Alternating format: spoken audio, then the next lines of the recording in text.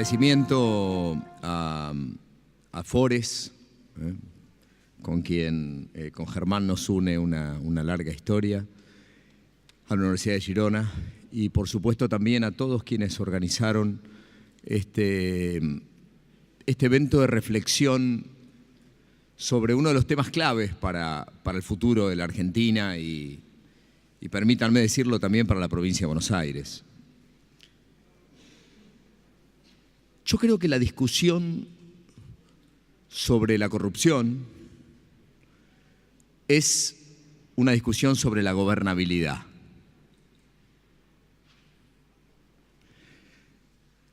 La pregunta a la que remite muchas veces determinadas cuestiones que se dan en la provincia de Buenos Aires y que fue seguramente aquella pregunta que se hizo la gobernadora cuando inició su gestión y tomó desde el inicio y sigue tomando una cantidad de decisiones muy firmes en el combate contra todo tipo de mafias, es ¿quién gobierna? Yo siempre presiento que María Eugenia se planteó que decididamente iba a gobernar ella. Y así nos lo hace saber a los ministros permanentemente.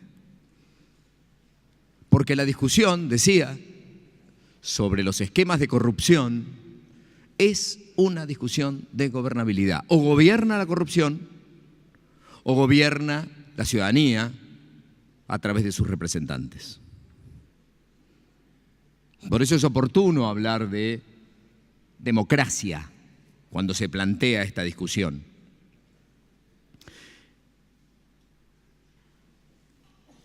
En general, la remisión inmediata cada vez que uno plantea la lucha contra la corrupción es a la vigencia de las instituciones. Y yo también me he planteado muchas veces si no merece un segundo análisis la respuesta institucional. Porque las instituciones no son los edificios. Por más magníficos que puedan ser un congreso, una casa de gobierno. Las instituciones ni siquiera son las normas, porque esas normas pueden estar muy bien escritas y sin embargo ser inaplicables o no aplicadas. Las instituciones son sus hombres. Las instituciones son quienes están en esos edificios, quienes interpretan, quienes escriben, quienes aplican esas normas. Entonces, la mirada es una mirada sustancialmente diferente. Ya no se trata solamente de lo que supone una estructura jurídica y normativa de un país, sino quiénes son aquellos que interpretan o llevan adelante la gestión. Y en este caso, la gestión contra la corrupción.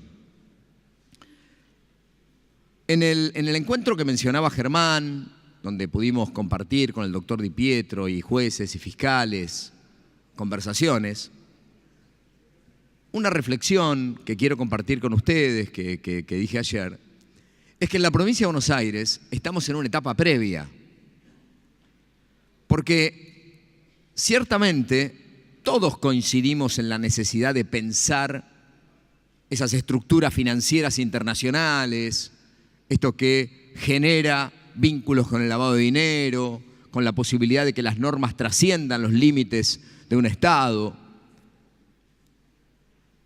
Pero en la provincia de Buenos Aires esa discusión, que la vamos a dar y que la tenemos que dar y que contribuimos al debate nacional, tiene una etapa anterior, que es el de los esquemas de corrupción y de mafias enquistados en la provincia y que se manifiestan de forma muy diversa. En general, con un vínculo inmediato entre política, fuerza de seguridad y justicia. En la provincia de Buenos Aires la discusión la tenemos que dar sobre el contrabando, sobre la falsificación de ropa, sobre la falsificación de marcas, sobre estructuras de venta que facturaban 100 millones de pesos al año en efectivo. como aquella que hubo que perseguir en La Salada. La discusión en la provincia de Buenos Aires se da sobre el juego clandestino y lo que supone que por día en una agencia legalizada, luego de erradicar el juego clandestino de la zona, por día se incrementa su facturación un 70%.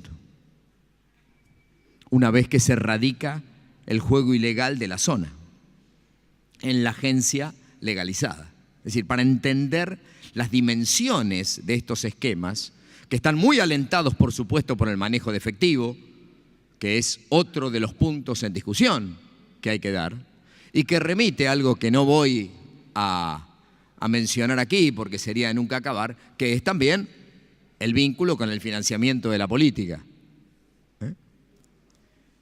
Decía que este planteo y esta discusión se manifiesta en un triple aspecto: la justicia, la política y la fuerza de seguridad. Contra los esquemas mafiosos que se puedan dar o los posibles desvíos que se puedan dar en cada uno de esos ámbitos, en la provincia de Buenos Aires nuestra gobernadora está dando decididamente una batalla. Cuando hablamos de la fuerza de seguridad, allí es donde se da muy plenamente la discusión de quién gobierna. Me pasó a mí, cuando me nombran ministro, a los 3 meses le pido una reunión a María Eugenia para hablar del sistema penitenciario y le planteo, haciendo un cuento largo o corto, la intervención del servicio penitenciario. Se sorprende porque no teníamos crisis, no teníamos problema, pero concretamente lo que le planteé es que no gobernaba, siendo ministro, el servicio penitenciario bonaerense. Yo no lo gobernaba. Me entregaban sables, me invitaban a manifestaciones, me entregaban medallas, me decían que era el mejor y qué sé yo, pero yo no gobernaba el servicio penitenciario, porque tenían sistemas de autogobierno. Lo mismo le pasó a Cristian Ritondo con la policía de la provincia de Buenos Aires, con 90.000 efectivos, en mi caso 24.000, que tenían sistemas de autogobierno y que una vez que uno decide ingresar, tiene que asumir, por supuesto, todo lo que significa los costos de ahora sí, el éxito o el fracaso de lo que se haga en la fuerza de seguridad o en el servicio penitenciario depende de nosotros. En el caso de la justicia, el desafío es enorme y la gobernadora ha encarado un proceso sin perjuicio de analizar cómo vamos a mejorar el sistema de enjuiciamiento de magistrados, que de hecho ya estamos presentando esta semana un proyecto de ley. Empezamos a preocuparnos por cómo los elegimos a los magistrados.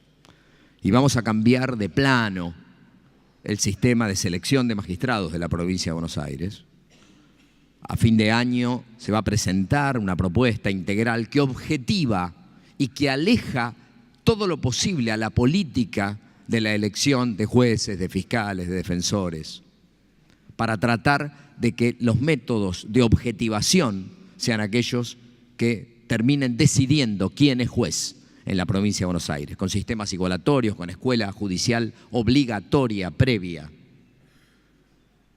con exámenes, con orden de mérito. Lo mismo en el caso de la política.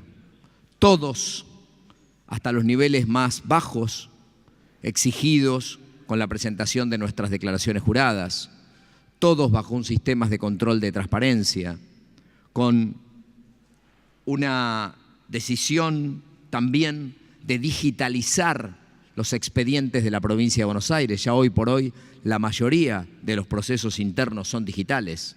Se acabó la antedata, se acabó el papel en los decretos, en las resoluciones. Y con una reforma que está planteando también proponer a la legislatura de la provincia de Buenos Aires.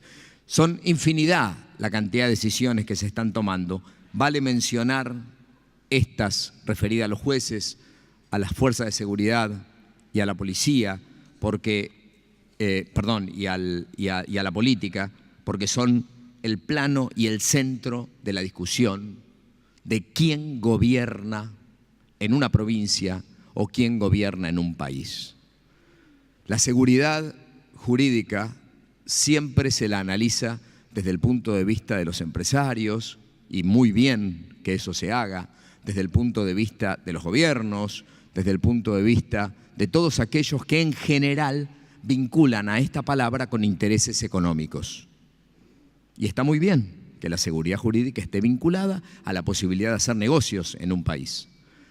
Pero permítanme también extenderla a la condición de ciudadano. Uno es más o menos ciudadano en un país según cuánto más acceda a derechos. La discusión entre países desarrollados y no desarrollados va por el hecho de que en los países desarrollados se puede acceder a derechos. Un país no está desarrollado si el ciudadano no accede a derechos.